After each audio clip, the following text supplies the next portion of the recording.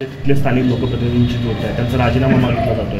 मग आता सरकार त्या पद्धतीनं पावलं उचलत नाही. उलट वाल्मिक कराड यांचं नाव खंडणी प्रकरणामध्ये आरोपी आहेत, त्यांना मात्र VIP ट्रीटमेंट मिळत असल्याचा आरोप लोक करतात. तुम्ही बघा, लॉरेन्स बिश्नोईपासून वाल्मिक कराडपर्यंत जे गुन्हेगार आहेत, जे जेलमध्ये बसून प्लॉटिंग, आणि ते गुजरात आणि हे महाराष्ट्र, म्हणजे आमचं महाराष्ट्र पण UP बिहार गुजरात सारखं बनवत आहेत, ह्यांना पाठीशी घालतायत. आणि मी जेव्हा बीडला गेली तेव्हा देशमुखांची मुलगी आहे, ती मला म्हणाली, ताई मला खूप भीती वाटते, मी पण पोलीस प्रोटेक्शन मागितलं आणि मला अजूनही देत नाही आहे सरकार. म्हणजे तुम्ही विचार करा किती दहशतीचं वातावरण त्या ठिकाणी निर्माण झालं आहे सगळ्यांवरच एकंदरीत. आणि सरकार 100% पाठीशी घालत आहे. अहो, गुन्हेगार जेलमध्ये बसून इंटरव्ह्यू देत आहेत त्या ठिकाणी आणि त्यांच्यासाठी स्टुडिओ सेटअप केला जातो. असं जर असेल आणि गुन्हेगारांना VIP ट्रीटमेंट देत असतील, पोलिसांवर प्रचंड प्रमाणात दबाव हे सरकार टाकत असेल, चुकीचे स्टेटमेंट्स दिल्या, चुकीचे FIR फाईल करायला, डॉक्टरांवर PM रिपोर्ट बदलण्यासाठी जर प्रेशर होत असेल तर सामान्य माणसांनी जायचं तरी कुठे? धनंजय मुंडेंचा राजीनामा झाला पाहिजे असं वाटतं. 100% झालाच पाहिजे. जर ते ह्या प्रकरणात, पूर्ण प्रकरणात ते आहेत असं दिसून येते एकंदरीत. आणि काँग्रेसचं सत्ता असताना वारंवार जेव्हा राजीनामे मागितले जायचे तेव्हा द्यायचे आम्ही, एकंदरीत जबाबदारी घेऊन, नैतिक जबाबदारी घेऊन ते दिले गेले होते, जरी दोषी नसायचे तरी पब्लिक प्रेशरमुळे. पण इथे मला असं वाटतं अतिशय निगरगट्ट आणि अहंकारी सरकार आहे आणि लवकर हलतील असं दिसत नाही. मंत्रिमंडळ स्थापन होऊन अनेक दिवस झाले, मात्र पालकमंत्री अद्याप कुठल्या जिल्ह्याला? सोलापूरचं दुर्दैव, सोलापूरचं BJPचं नेतृत्व कदाचित अकार्यक्षम आहे असं म्हणायला हरकत नाही. कोणालाही मंत्रिपद मिळालं नाही. एकेकाळी काँग्रेस आणि राष्ट्रवादीची सत्ता होती तेव्हा मुख्यमंत्री आणि उपमुख्यमंत्री या सोलापूर जिल्ह्याला मिळाले, पण आता त्यांचे आमदार असून मंत्रिपद नाही, अजूनही पालकमंत्री. मागच्या वेळेस पण तुम्ही बघा, दर 5 महिन्याला पालकमंत्री सोलापूरचा बदल आहे. आज एवढी महत्त्वाची उजनीच्या आवर्तनाची मीटिंग आहे, पाण्याची मीटिंग आहे. आमच्या सोलापुरात दुहेरी पाईपलाईनचं काम अनेक दिवसापासून थांबलं आहे. शेतकऱ्यांचे पीक त्या ठिकाणी जळत आहेत. अजूनही PM किसानचे हप्ते त्या ठिकाणी मिळाले नाही आहेत. टेक्स्टाईल पार्कचा विषय असेल, सगळ्या प्रलंबित आहे. एक खासदार म्हणून नक्कीच मी तो प्रयत्न करते, पण मंत्रीपद या ठिकाणी किंवा पालकमंत्री नाही, म्हणून नेमकं लोकांनी जायचं कोणाकडे हा प्रश्न एकंदरीत होता आणि नुकसान सोलापूरकरांचा होत आहे. लाडक्या बहिणींना पुन्हा एकदा मर्यादा लावलेल्या आहेत पैसे वाटपामध्ये. लाडकी बहीण हा एक जुमला होता इलेक्शनसाठी, तो त्यांनी व्यवस्थित त्या ठिकाणी खेळला. आज लाडक्या बहिणीच्या योजनेमुळे पूर्ण महाराष्ट्र हा दिवाळखोर झाला आहे असा रिपोर्ट येत आहे. इतर योजनेचे पैसे सगळे थांबवले गेले, आता नाही आहेत, रिकाम्या पडल्या सगळ्या तिजोऱ्या आणि ह्या योजनेकडे वळवले. आता एवढं तरी प्लॅनिंग केलं पाहिजे की ती लाडकी बहीण जी आधी होती त्या अजून आतुरतेने वाट बघतायत. एवढ्या लवकर त्यांना सावित्र बनवू नका अशी मी विनंती करते, सावत्र बनवू नका अशी मी विनंती करते.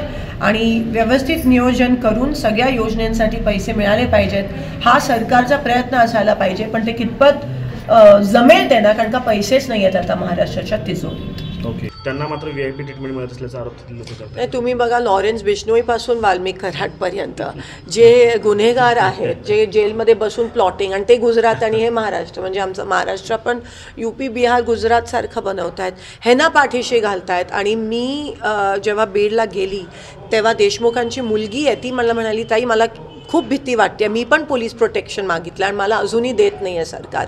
म्हणजे तुम्ही विचार करा किती दहशतीचं वातावरण त्या ठिकाणी निर्माण झालं आहे सगळ्यांवरच एकंदरीत. आणि सरकार 100% पाठीशी घालत आहे. अहो, गुन्हेगार जेलमध्ये बसून इंटरव्ह्यू देत आहेत त्या ठिकाणी आणि त्यांच्यासाठी स्टुडिओ सेटअप केला जातो. असं जर असेल आणि गुन्हेगारांना VIP ट्रीटमेंट देत असतील, पोलिसांवर प्रचंड प्रमाणात दबाव हे सरकार टाकत असेल, चुकीचे स्टेटमेंट्स दिल्या, चुकीचे FIR फाईल करायला, डॉक्टरांवर PM रिपोर्ट बदलण्यासाठी जर प्रेशर होत असेल तर सामान्य माणसांनी जायचं तरी कुठे? धनंजय मुंडेंचा राजीनामा झाला पाहिजे असं वाटतं. 100% झालाच पाहिजे. जर ते ह्या प्रकरणात, पूर्ण प्रकरणात ते आहेत असं दिसून येते एकंदरीत. आणि काँग्रेसचं सत्ता असताना वारंवार जेव्हा राजीनामे मागितले जायचे तेव्हा द्यायचे आम्ही, एकंदरीत जबाबदारी घेऊन, नैतिक जबाबदारी घेऊन ते दिले गेले होते, जरी दोषी नसायचे तरी पब्लिक प्रेशरमुळे. पण इथे मला असं वाटतं अतिशय निगरगट्ट आणि अहंकारी सरकार आहे आणि लवकर हलतील असं दिसत नाही.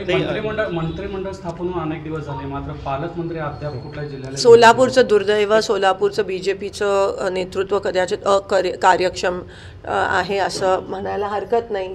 कोणालाही मंत्रिपद मिळालं नाही. एकेकाळी काँग्रेस आणि राष्ट्रवादीची सत्ता होती तेव्हा मुख्यमंत्री आणि उपमुख्यमंत्री या सोलापूर जिल्ह्याला मिळाले, पण आता त्यांचे आमदार असून मंत्रिपद नाही, अजूनही पालकमंत्री. मागच्या वेळेस पण तुम्ही बघा, दर 5 महिन्याला पालकमंत्री सोलापूरचा बदल आहे. आज एवढी महत्त्वाची उजनीच्या आवर्तनाची मीटिंग आहे, पाण्याची मीटिंग आहे. आमच्या सोलापुरात दुहेरी पाईपलाईनचं काम अनेक दिवसापासून थांबलं आहे. शेतकऱ्यांचे पीक त्या ठिकाणी जळत आहेत. अजूनही PM किसानचे हप्ते त्या ठिकाणी मिळाले नाही आहेत. टेक्स्टाईल पार्कचा विषय असेल, सगळ्या प्रलंबित आहे. एक खासदार म्हणून नक्कीच मी तो प्रयत्न करते, पण मंत्रीपद या ठिकाणी किंवा पालकमंत्री नाही म्हणून नेमकं लोकांनी जायचं कोणाकडे हा प्रश्न एकंदरीत होतो आणि नुकसान सोलापूरकरांचा होत आहे. लाडक्या बहिणींना पुन्हा एकदा मर्यादा लावलेल्या आहेत पैसे वाटपामध्ये. लाडकी बहीण हा एक जुमला होता इलेक्शनसाठी, तो त्यांनी व्यवस्थित त्या ठिकाणी खेळला. आज लाडक्या बहिणीच्या योजनेमुळे पूर्ण महाराष्ट्र हा दिवाळखोर झाला आहे असा रिपोर्ट येत आहे.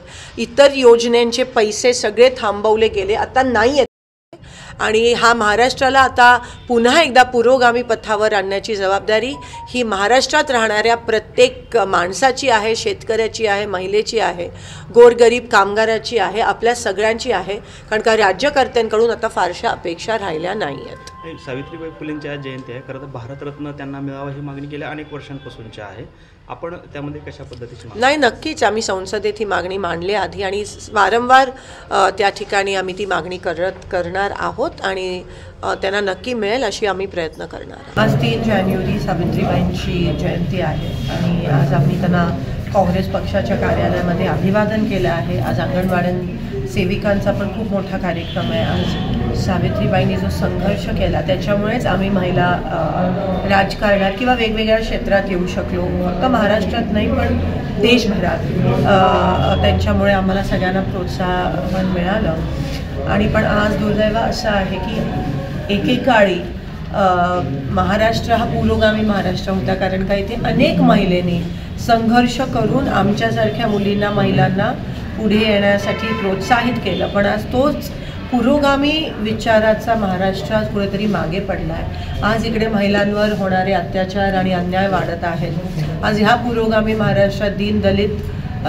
लोकांवर, अल्पसंख्याक लोकांवर हमले आणि अत्याचार होत आहेत. आज दिवसा ढवळे सरपंचांचे खून होत आहेत. बीड असेल, परभणी असेल, बदलापूर असेल, हे प्रकरणं वाढत चालले आहेत. BJPची सत्ता देशात आणि महाराष्ट्रात आल्यापासून एकंदरीत कायदा सुव्यवस्था पूर्ण ढासळला आहे. कोणाला भीती राहिली नाही आहे पोलिसांची. सगळ्यांनी कायदा सुव्यवस्था एकंदरीत हातात घेण्याचा प्रयत्न या ठिकाणी केला आहे. राज्यकर्ते जे असतील, CM असतील, स्वतः खुद पाठीशी घालायचा प्रयत्न करतायत. काही लोकांना रेकॉर्डवर आणतात, विधानसभेत रेकॉर्डवर म्हणतात की जे परभणीचं प्रकरण आहे रेकॉर्डवर ते म्हणाले मुख्यमंत्री की हत्या ही वेगळ्या कारणामुळे झाली आणि पोस्टमॉर्टमच्या रिपोर्टमध्ये हत्या मारहाणीमुळे झाली असं एकंदरीत दिसून येतं आहे. आणि मुख्यमंत्री म्हणतात की हार्ट अटॅकमुळे.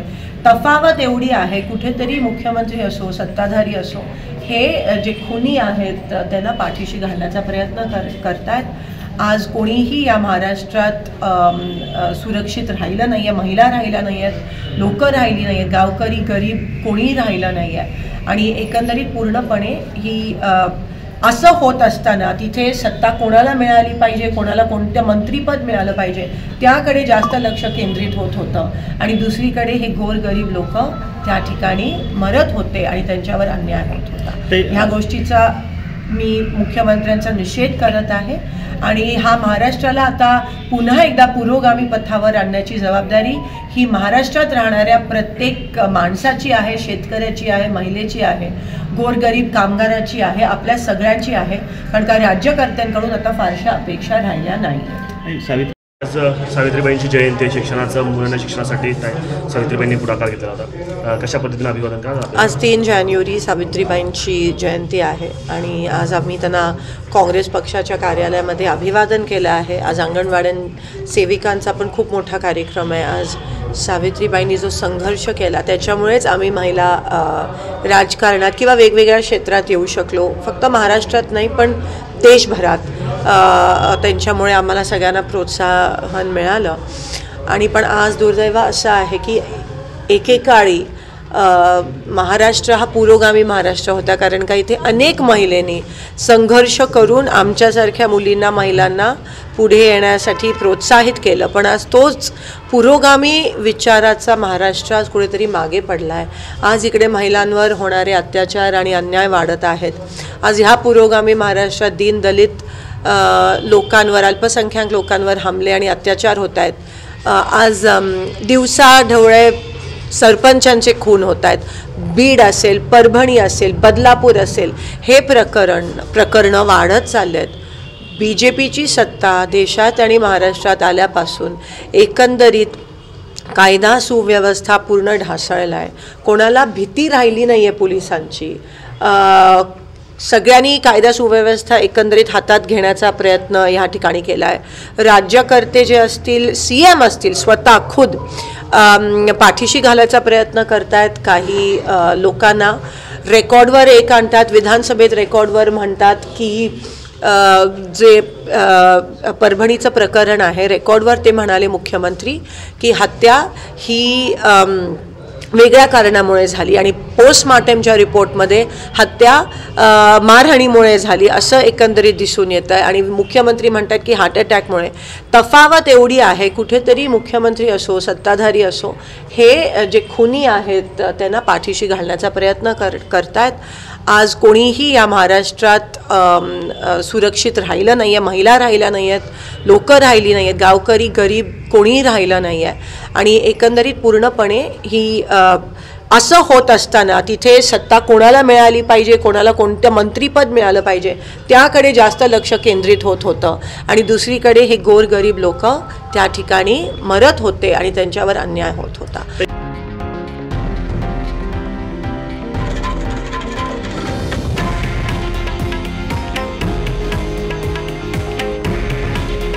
हे आहे देशातील नंबर 1 न्यूज नेटवर्क आणि आपण पाहत आहात TV9 मराठी. काळजी तुमची, हित महाराष्ट्राचं.